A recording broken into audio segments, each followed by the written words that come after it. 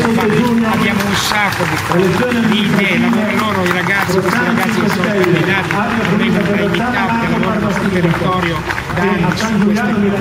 All'inizio l'abbiamo chiamata antipolitica, ora si stanno accorgendo che questi sono i veri politici del futuro e se vogliono avere un futuro queste salve dei partiti dovranno andare dietro a questi ragazzi qua, prendere le loro idee perché sennò sono morti. Ma ragazzi, i partiti non si sono un po' avvicinati, manco Franceschini dice che... Ma io Franceschini non lo so, i partiti se guardi fino a 4-5 anni fa c'erano, adesso ci sono dei comitati d'affari, perché poi destra, PD, PDL, PD-L, insomma se guardi sono comitati d'affari e sono esattamente sulle stesse posizioni per fare rigassificatori, strade, cemento, ponti sullo stretto, centrali nucleari, non c'è diversità, che sono le cose poi effettivamente che cambiano la vita alle persone. Allora cominciamo dai comuni, cittadini dentro, web, si mette in piazza tutto ciò che si decide in un comune, cosa che i comuni non vogliono fare.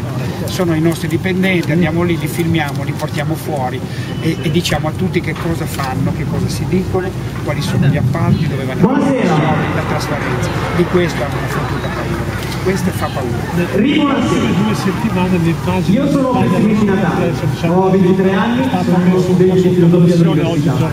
Vorrei parlarvi di stati di sicurezza. da una persona che non è allora, per D'Avorio sicurezza significa che se c'è una famiglia povera, abbiamo bisogno, è un caso, cioè non è politica, siamo nella si organizza una bella psichiatria neurologica, c'è gente che ha scoperto, con tanto di giovani cominciano a dare gli animati, poi sono dei mostri, Dorian Gray alla rovescia, lo psiconano sta diventando Dorian Gray, si sta sciogliendo, cioè, il quadro, si ricorda, lui giovaneva, il quadro invecchiava, lì siamo... Lui sta perdendo i pezzi anche fisicamente, i capelli, i nei fazzoletti, si sta accorciando, sta diventando più basso di Brunetta, si sta anche circondando di mostri veri, sono dei mostri, guardali quelli che manda ormai in televisione, perché ormai i suoi soci politici non ci vanno più. Sì, no, ma manda i suoi soci, che guarda Ghedini che sembra il maggiordomo della famiglia Adams, Lupi che sembra la figlia di Fantozzi, cioè ormai ha dei mostri vicino, non riesce neanche a venire in una piazza, perché sfido chiunque a venire in una piazza senza gorilla, senza Dio. Ha un sacco di consenso, ma gli italiani sono con lui. Sì, ma io non voglio parlare di cosa è diventata la politica.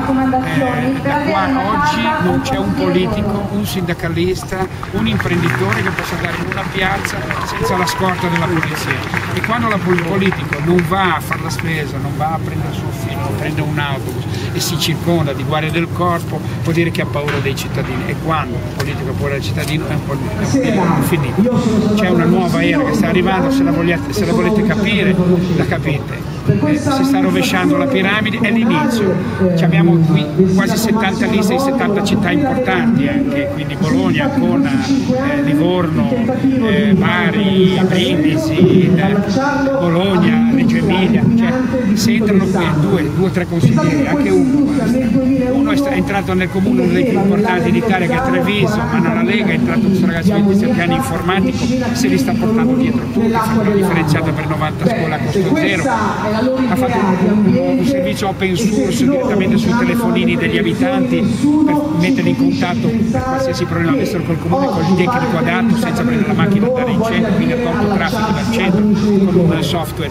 Quindi sono idee che questa gente di 70 anni con la prostata gonfia non sanno neanche di che cosa stai parlando, parli da modo, open source, peer-to-peer, non sanno assolutamente. La rete è quella che sta facendo il più grande cambiamento e toglierà di mezzo tutti gli intermediari che sono queste sale politici, voi dovreste cambiare, gli editori e tutto ciò che è intermediario tra noi, la verità, la notizia, la politica scompare. Quindi siamo in mezzo a una grandissima trasformazione e gli unici che non se ne accorgono sono i mezzi di informazione. Beh, in quest'ultimo periodo sono anche la Repubblica, il caso Noemi lo ascolto. Ti ringrazio, andate a pascolare. Ezio Mauro, non è stato bravo.